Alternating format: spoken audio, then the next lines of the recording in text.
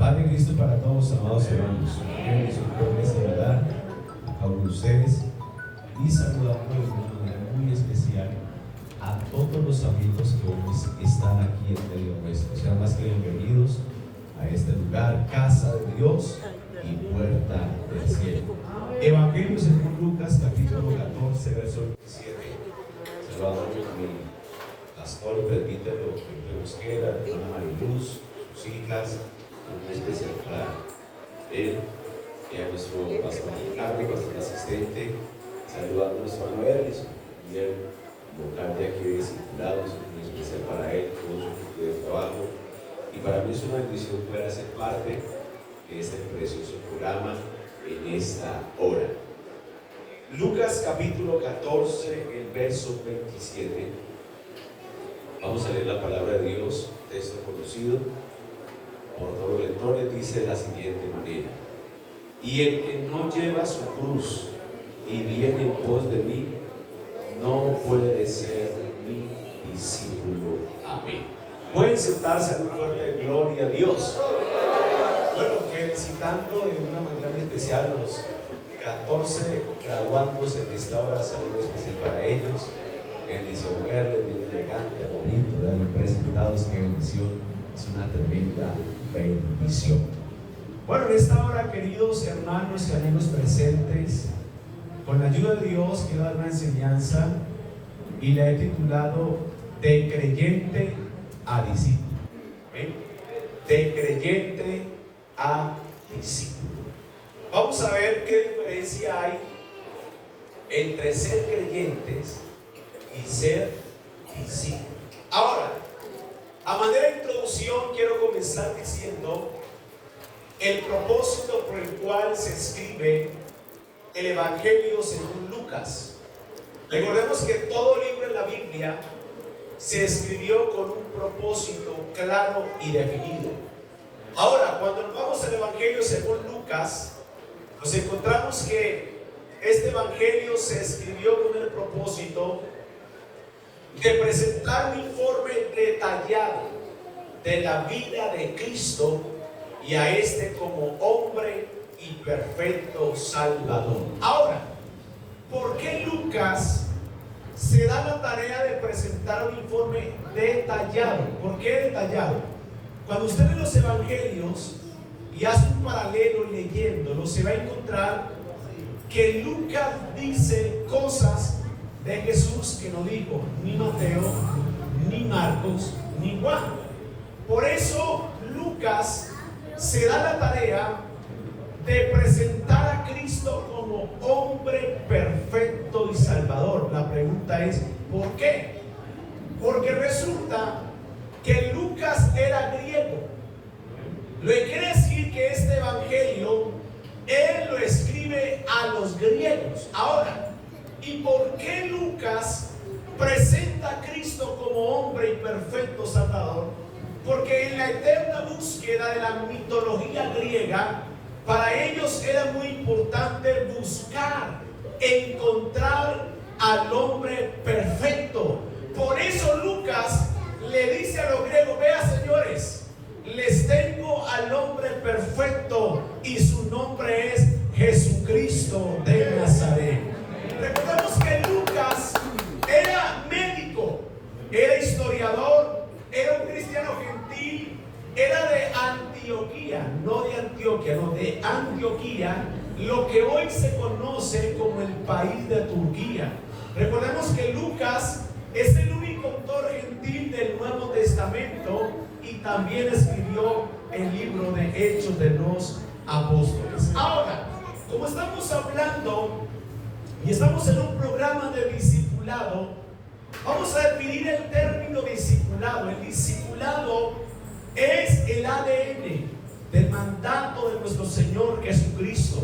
Es el medio por el cual todo creyente crece y adquiere conocimiento en la palabra del Señor. Cuando un cristiano es discipulado, coge bases, simientes, es fuerte, es inamovible y permanece en el trayecto del camino. Por eso el discípulo es una persona que aprende, que cree, que enseñanzas del Señor Jesucristo como su maestro y vive comprometido con la causa de Cristo. ¿Cuánto dicen gloria a Dios? Ahora, vámonos al texto leído. El autor Lucas nos da detalles del momento en el que el Señor Jesucristo habló a sus discípulos y les dijo: el que no lleva su cruz y viene en pos de mí, no puede ser mi discípulo. Voy a dividir este texto en tres partes importantes, espero que me presten mucha atención. El Señor lo primero que dice es: venid en pos de mí. ¿Qué significa este término, esta expresión o esta palabra? Esta palabra implica un compromiso de seguir el ejemplo de Él, aprender de sus enseñanzas y vivir de acuerdo a sus principios. El Señor también menciona otra palabra: negarse a sí mismo, porque todo discípulo se niega a sí mismo. ¿Cuántos dicen amén? Y negarse a sí mismo es una decisión voluntaria de cómo actúo. Es la negación de uno mismo, es humillarme, es decir no a los apetitos y a los deseos carnales, es bajarnos de nuestro pedestal de la soberbia y decirle a nuestro Dios que Él tome el control de nuestra vida. Por eso Pablo dijo: ya no vivo yo, sino que Cristo vive en mí. Por eso ese término, amados hermanos, que muchas veces escuchamos en medio nuestro decir: no, es que yo soy así porque mi papá era así, mi tatarabuelo, y tenía un temperamento elevado, y cuando se enojaba acababa con el nido de la perra y todo eso. Y muchos dicen: no, es que como mi tatarabuelo fue así, yo también soy así. No, el verdadero discípulo deja de vivir para sí, para vivir para Cristo. Por eso la Biblia dice: de modo que si alguno está en Cristo, nueva criatura es, las cosas viejas pasaron, he aquí todas son hechas nuevas. Lo tercero que dice el Señor es que un discípulo debe negarse a sí mismo y es dejar de vivir para sí, para vivir para el Señor Jesucristo. Cuando un discípulo aprende a dejar de vivir para sí y vive para Cristo, ahí donde ese discípulo puede adentrar a vivir en la dimensión del Espíritu. No hay nada más glorioso que permitirle al Señor que tome el control de todo nuestro ser. ¿Cuántos dicen gloria a Dios? Y lo último que dice el Señor es tomar la cruz.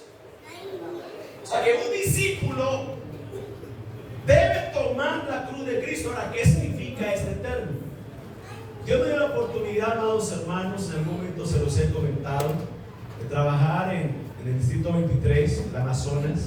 Es un distrito especial misionero, y estuvimos en la ciudad de Caballococha. En la ciudad de Caballococha, en la provincia de Mariscal Ramón Castilla, departamento de Loreto, el departamento más grande que tiene el Perú. Y allá hay una denominación que se llaman los crucistas. Y los crucistas, cuando usted va a entrar al templo de ellos, allá antes de entrar hay una cruz inmensa. Y como si fuera poco, la cruz la cargan en su cuello. Y una vez hablando con él, le pregunté: ¿ustedes por qué andan con esa cruz en el cuello? Dicen: no, es que es un hijo. El que quiere seguirme a mí, en pos de mí, dígase: niéguese a sí mismo, tome su cruz y siga. O sea que ellos lo interpretan de una manera equivocada. Porque cuando el Señor dijo tomar la cruz, es estar dispuesto a ser aborrecido por la causa de Cristo. Cuando un discípulo toma la cruz, está dispuesto a enfrentarse al rechazo, a enfrentarse al maltrato, a enfrentarse al escarnio. El verdadero discípulo a todo esto, a la persecución, aún de sus propios familiares, pero a él no le importa eso, porque lo que a él más le interesa es que la presencia de Dios viva en lo más profundo de su ser. Un verdadero discípulo no se queja porque lo critican, porque lo señalan, porque no lo quieren. No, un verdadero discípulo está dispuesto a enfrentarlo todo por la causa de Cristo. Esto no fue lo que le pasó en cierto momento al apóstol Pablo. Fue un hombre el cual vivió un sinnúmero de situaciones adversas. Fue encarcelado, sufrió naufragios, azotes, persecución, fue apedreado 2 veces. Este hombre vivió situaciones muy críticas, pero usted nunca lo ve quejándose. Un verdadero discípulo no se queja. El verdadero discípulo, ¿sabe qué dice Pablo? Viviendo toda esta serie de acontecimientos, él dice: todo lo podemos en Cristo, porque Él nos fortalece. ¿Qué quiere decir? Que el ser discípulo no es simplemente yo decir soy, porque la palabra suena muy bonita, soy discípulo. Pero bueno, está dispuesto a enfrentar todo lo que implica ser un verdadero discípulo de Jesucristo. Recordemos que el Señor Jesús llamó a 12 para enseñarles, para formarlos. Y el Señor los formó durante 3 años y medio. Una vez el Señor los forma, los capacita, ya en su momento son llamados apóstoles. Recuerde usted que al Señor lo seguían muchas personas, tenía muchos seguidores, tenía muchos creyentes que seguían al Señor, pero solamente sus discípulos hacían parte de su círculo íntimo. Mire, hermano, no hay nada más hermoso que hacer parte del círculo íntimo del Señor Jesucristo. Y eso es aquellos que realmente son verdaderos discípulos de Jesucristo. Donde se aplauso a la gloria de Dios en esta hora.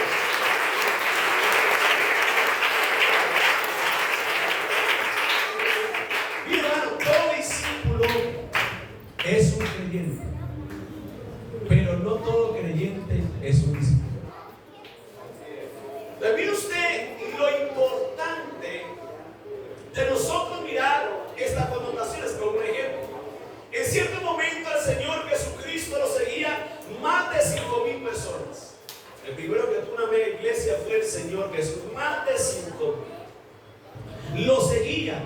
Pero cuando el Señor les comenzó a hablar duro y les dijo: vea, Señor, ustedes me siguen porque les doy pan para comer. Y le dice: mire, el que no bebe mi sangre ni come mi carne no es digno de mí. Y el Señor comenzó a hablarles duro por la palabra. Y todo aquel que lo seguía, que creía en Él, entre comillas, cada uno comenzó a dar la vuelta y comenzó a dejar al Señor Jesucristo. Y cuando el Señor se volteó y miró, no miró a los 5,000 que le seguían, miró solamente a los 12. Y me imagino yo al Señor Jesucristo un poco como indignado, estaba como un poco bravo el Señor. Y dice: ¿sabe qué? Si ustedes se quieren ir también, váyanse. Pero mire usted lo que es un verdadero discípulo. Pedro le dijo: Señor, ¿a quién iremos si solo tú tienes palabra?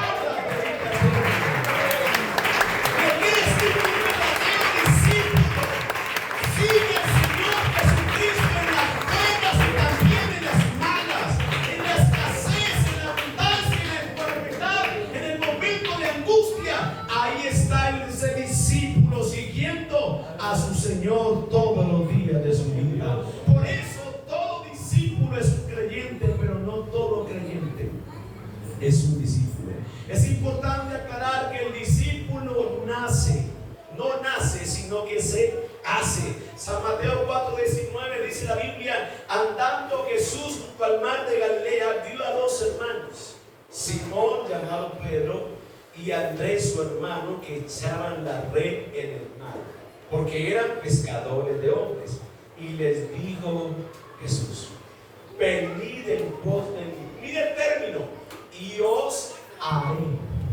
O sea, que el discípulo no nace siendo discípulo, sino que se hace y entra en un proceso el cual Dios lo va haciendo en esa persona a través de la palabra de Dios. Si usted quiere crecer, quiere avanzar, quiere estar nutrido, es importante que usted oiga la palabra, lea la palabra, memorice la palabra, entienda la palabra, crea la palabra, aplique la palabra, obedezca la palabra. Cuando una persona, cuando un discípulo cumple todo esto que le estoy mencionando, ese discípulo dará frutos al 100%. Por eso Pablo escribe a Timoteo en su segunda carta, capítulo 3, verso 16, dice: toda la escritura es inspirada por Dios y útil para enseñar,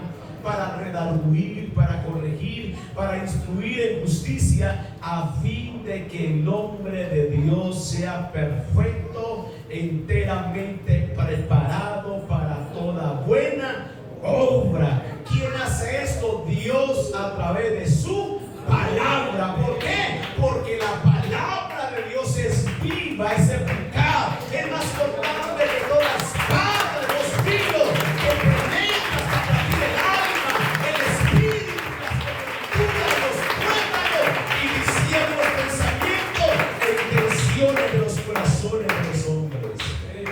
Les tengo una buena noticia: la palabra de Dios es dada y aplicada para todos los tiempos, años, siglos, meses, épocas, edades. La palabra de Dios no necesita ni correcciones, ni tachaduras, ni añadiduras, porque la palabra de Dios es inmutable. La palabra de Dios no cambia. La palabra de Dios es infalible. Esa palabra no falla. Jesús dijo: el cielo y la tierra pueden pasar, pero mis palabras no pasarán. La palabra de Dios sirve como método de defensa, pero también sirve como método de ataque. Jesús le dijo al diablo: escrito está, no tentarás al Señor tu Dios, porque a Él solo adorarás y a Él solo servirás. Y como el Señor recitó la palabra, el diablo tuvo que dejarle, porque ante la palabra del Señor no hay diablo ni demonio que se pueda. Por eso esta iglesia debe permanecer en la palabra de Jesucristo. Ahora, amados hermanos, miremos algunas características del creyente y del discípulo.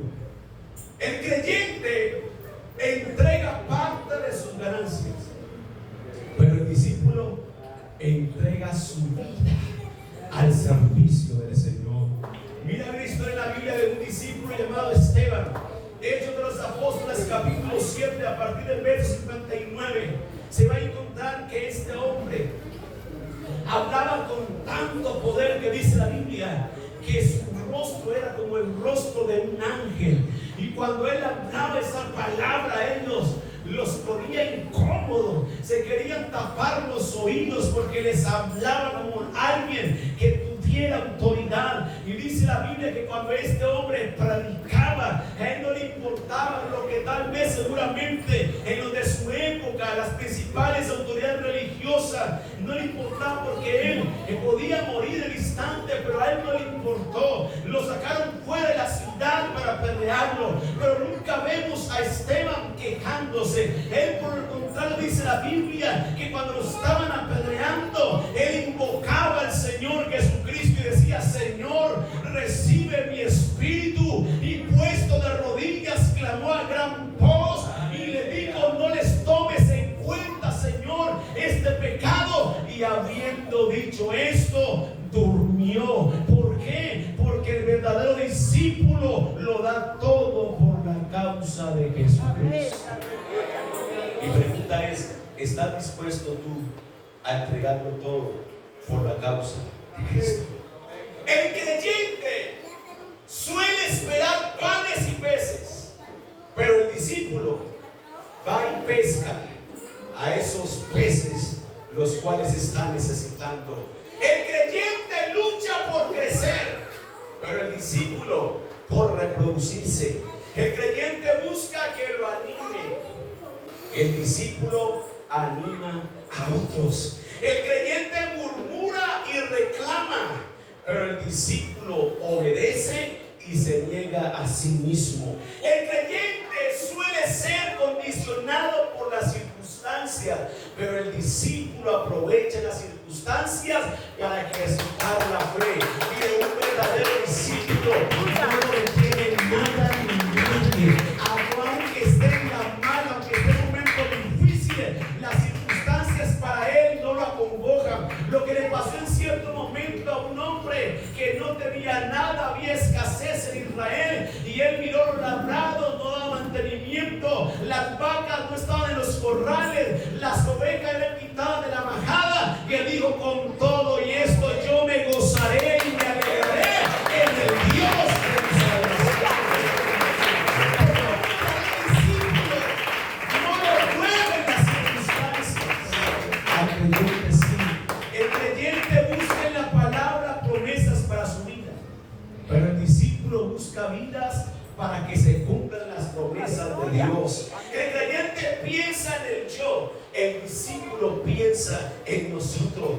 Los discípulos de la iglesia primitiva trastornaron al mundo. Los creyentes de hoy son trastornados por el mundo. Por eso usted no puede quedarse en solamente ser creyente. Los discípulos son aquellos que realmente Dios ha llamado, Dios ha capacitado. Y quiero decirles que se van a graduar hoy. Ustedes hoy están cerrando una puerta de la etapa de sus vidas y se les va a abrir otra. Hoy seguramente son los discípulos, mañana serán los maestros, porque el que nos llamó a todos nosotros nos llamó para ir en aumento hasta que el día sea perfecto.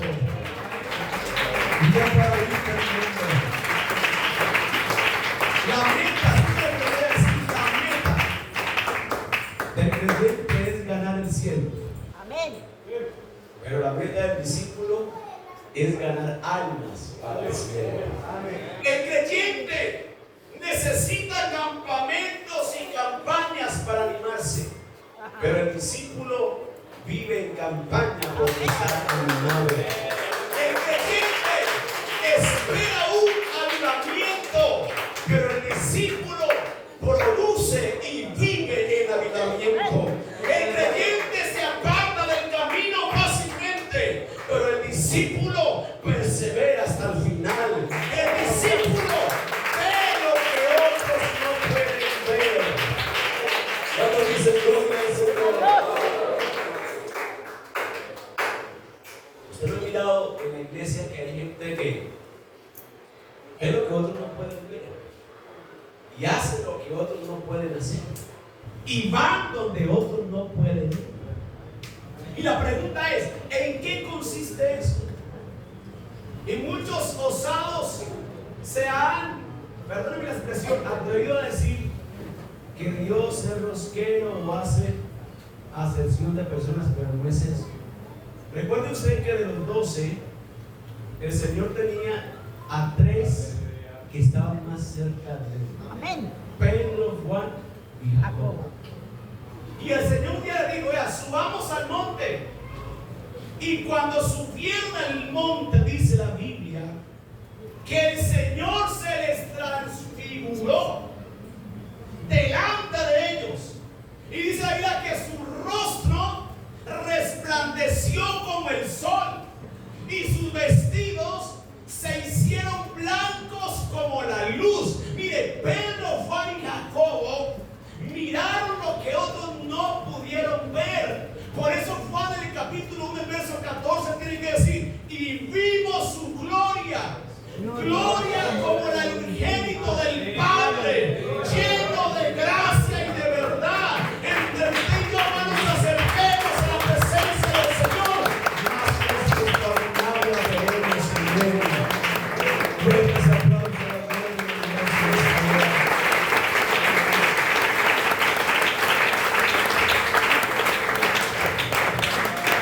Por eso cuando el Señor subió con ellos, ¿sabe qué les dijo cuando bajaron?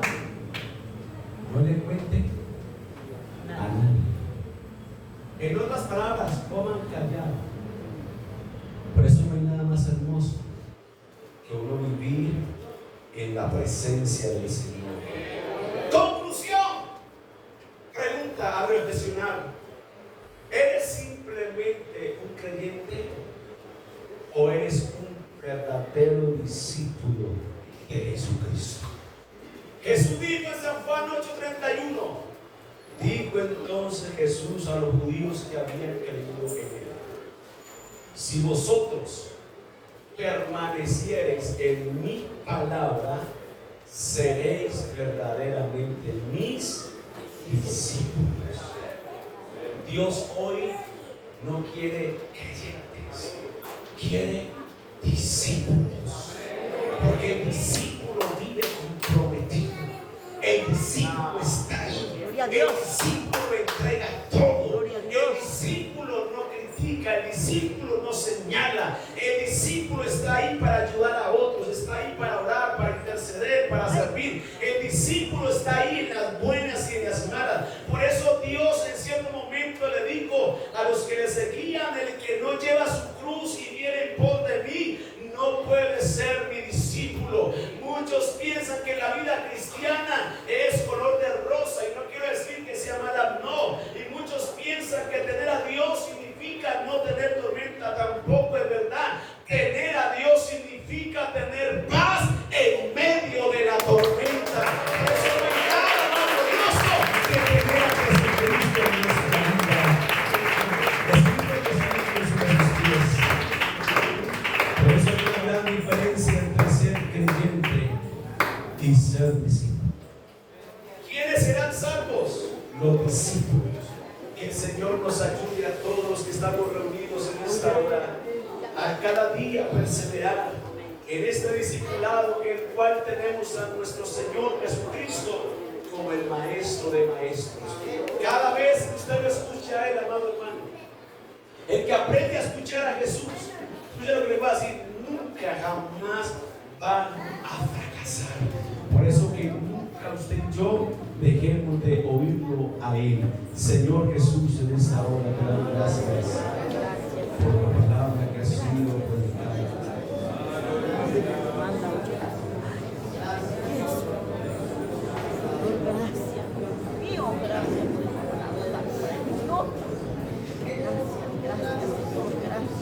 Poderoso eres tú, Señor, maravilloso es tu nombre, Señor. Oh mi Dios, Señor, ayúdanos, Señor Jesús, a ser discípulos tuyos, Señor, a perseverar hasta el